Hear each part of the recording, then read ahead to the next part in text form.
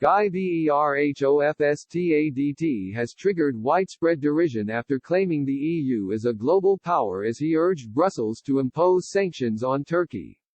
The European Parliament's former Brexit representative took to social media to make his feeling plain about the EU's decision to delay imposing tariffs and an arms embargo in response to Turkey's operation to explore for hydrocarbons off the coast of Cyprus and Greece. Instead, the bloc announced a series of more moderate measures targeting an unspecified number of Turkish officials and entities. He tweeted, "EU pussyfooting on Turkey sanctions risks undermining our credibility as a global power even further, and creating a rift member states. What more do we need before we act?" Albert Kwap responded, "Unfortunately, in all honesty, EU has demonstrated time and time again that it is not a global power. EU is nowhere to be seen on the diplomatic scene, but on Twitter."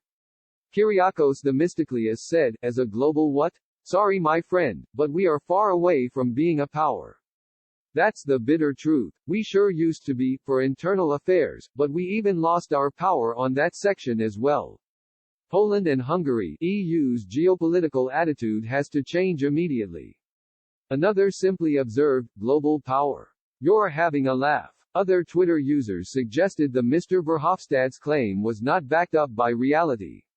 He said, "If you are a global power, why is the USA still protecting you 75 years after the end of World War II?